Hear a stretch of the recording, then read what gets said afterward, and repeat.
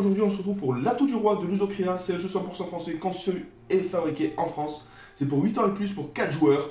Ça revisite la belote, mais dans un monde médiéval fantastique où il y aura 4 éléments. Et il y aura un élément maître justement au cours des manches. Et on va devoir maximiser nos points, mais il faut faire attention à ne pas être trop gourmand et remporter les plis à bon escient. On rapproche la caméra pour découvrir ce qui se passe à l'intérieur et la vidéo règle viendra bien assez tôt. Donc voilà les amis, j'ai rapproché la caméra, l'Atout du Roi de Lusocrea, un jeu pour 4 joueurs qui revisite la belote pour 8 ans et plus, comme j'ai expliqué. Le jeu est plutôt sympa. Donc là du coup, c'est une boîte tiroir plutôt rigolote. On va découvrir ce qui se passe bien évidemment à l'intérieur. Donc voici le dos des cartes, la carte publicité, justement, avec tous les jeux sortis sur Lusocrea. La petite carte de règles. 4 cartes aide, justement, de jeu. Avec la partie élément maître, élément rebelle. Hop là, on retourne. Le positionnement du jeu avec la distribution de cartes. Le nombre de points que l'on doit faire. Etc. etc.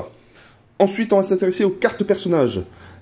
Les cartes sont au nombre de 8 par type d'élément. Donc du coup, il y a le villageois, la reine, le guérisseur, la divinatrice, le roi, la chevaleresse, l'enchanteur et la bardesse pour la partie élément eau. Et pareil pour les autres pour la partie élément vent.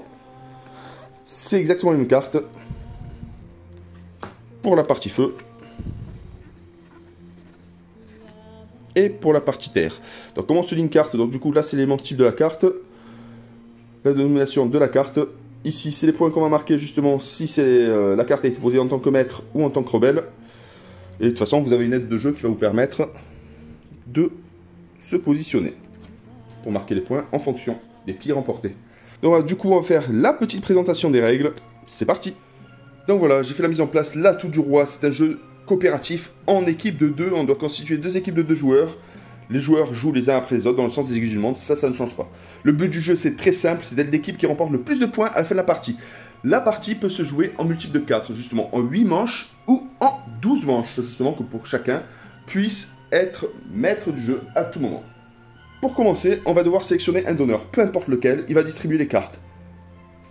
Donc du coup, le joueur, là il mélange les fameuses cartes, le joueur à sa droite doit couper, dans un premier temps, le paquet à n'importe quel niveau. Hop, ça c'est fait. Ensuite, le donneur distribue 3 cartes à chaque joueur.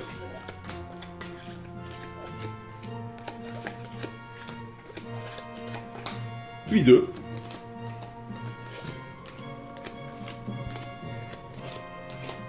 Hop là. On pose le paquet, on retourne la première carte. La carte retournée définit l'élément maître pour ce tour. Donc là du coup, on regarde, c'est la terre. Le joueur à la gauche du donneur choisit en premier s'il veut récupérer la carte ou non. Et après dans le sens des aiguilles d'une montre. Donc là chacun va regarder dans son tas, par exemple, hop. Ici, elle regarde ses éléments, elle a 2 éléments feu, 3 éléments feu, un élément eau, un élément terre, donc c'est pas très intéressant pour ce joueur-là. Le joueur suivant. Un élément, hop, c'est pas bon pour lui. Le troisième regarde son paquet et on va partir sur le dernier. Là, c'est pas très intéressant. Donc le tour de table est fait.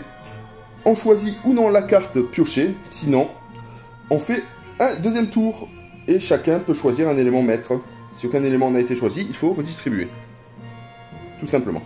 Donc le joueur qui choisit de prendre la carte retournée devient maître avec son coéquipier. Donc du coup ça va être en diagonale. Donc il récupère la bardesse. Et on redistribue 2 cartes pour celui qui a choisi la carte maître. Et 3 cartes pour les autres joueurs. La partie peut débuter. Donc voilà, toutes les cartes ont été distribuées. Chaque joueur possède 8 cartes dans sa main. Donc le joueur qui a récupéré la carte de l'élément maître joue en premier, bien évidemment, pour le premier tour. Donc il regarde ses cartes. Il a 4 cartes de l'élément maître, 2 cartes, 3, 4 cartes de l'élément rebelle. Donc ce qu'il faut savoir justement, c'est de marquer le maximum de points en ayant les cartes maîtres ou les cartes rebelles en fonction justement le fait de remporter le pli, d'avancer avec notre allié. Ce qu'il faut savoir, donc là, il n'avait pas joué, il ne va pas se jeter dans la gueule du loup. Sachant que la divinatrice arrive en 4e position. Il y a 3 cartes qu'il ne possède pas. Donc du coup, ça peut être soit un adversaire, soit son allié qui les possède.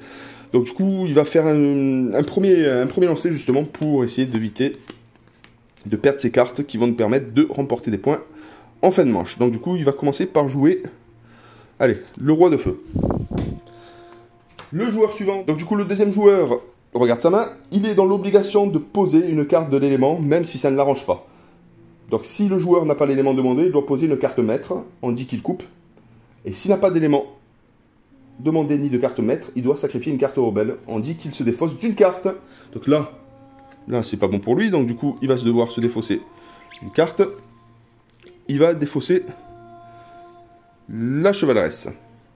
Donc là c'est un élément rebelle. La chevaleresse compte pas beaucoup de points justement, parce que ce n'est pas l'élément maître. Le troisième joueur, à son tour, regarde ses cartes.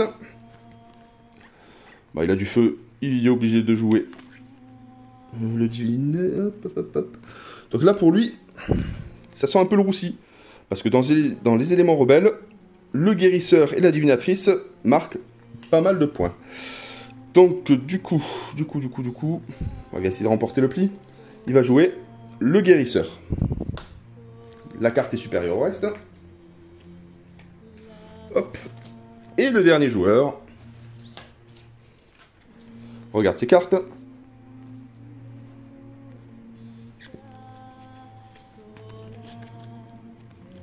Oh là là. Il ne possède pas justement de carte feu. Donc il va jouer une carte maître et forcément remporter le pli. C'est bon pour lui. Donc il va jouer le villageois. La carte maître est supérieure aux cartes rebelles. Donc il remporte le pli complet. Ça, ce n'est pas bon pour l'équipe maître. Donc le premier pli est remporté. Donc lui, il prend la main. À son tour de jouer. Donc il va poser une carte. Il a posé le villageois. Villageois d'eau. Le joueur à sa gauche va jouer une carte. Il est obligé de jouer la bardesse. Alors il y a l'enchanteur ou le roi. Alors, il va jouer le roi. Parce que là pour le moment il peut remporter ce fameux pli. Et le dernier joueur possède aussi non. Il va jouer le guérisseur. Donc là du coup, ce joueur-ci, le guérisseur est supérieur à toutes les autres cartes, sachant que c'est un élément rebelle, il récupère la totalité. Ça c'est bon pour l'équipe maître. On continue ainsi de suite, justement, jusqu'à ce qu'il n'y ait plus de cartes. Donc pour finir, on compte les points des cartes mises de côté par chacune des équipes. Si l'équipe maître, celle qui a pris, et a réalisé un minimum de 82 points, or l'atout du roi, ça je vous l'expliquerai un peu plus en détail, les deux équipes marquent respectivement leur total de points. Cependant, si l'équipe preneuse marque moins de 82 points, elle ne marque aucun point et l'équipe adverse remporte la totalité, soit 162 points. Ça peut faire très mal. Donc du coup, il faut bien jauger, il faut bien utiliser nos cartes. Faut se débarrasser des cartes à bon escient, mais on ne sait pas ce que les adversaires ou notre équipier possèdent. Donc du coup, c'est compliqué. Par contre, ce qui est intéressant à savoir, c'est lorsqu'une équipe remporte tous les plis et réalise un capot, elle marque alors 252 points. Donc comme j'ai expliqué, la manche peut se jouer en 8 ou 12 manches en fonction de ce qui est défini en début de partie. Donc il existe de bonus, l'atout du roi, comme j'ai pu vous expliquer, rapporte 20 points de plus à l'équipe si un joueur a le roi et la reine de l'élément maître dans sa main. Il doit dire atout du roi en posant la première carte et nouveau atout du roi en posant l'autre, tout simplement. Donc du coup là, le premier joueur, comme vous avez pu voir, il a bien évidemment la reine et le roi de l'atout du maître pour cette manche. Donc il va poser sa première carte, c'est dire atout du roi. Les autres joueurs vont jouer, évidemment. Et sur une prochaine manche, et sur un prochain tour, il pose le roi en annonçant l'atout du roi. Donc là du coup, il a accompli la mission, il peut remporter 20 points.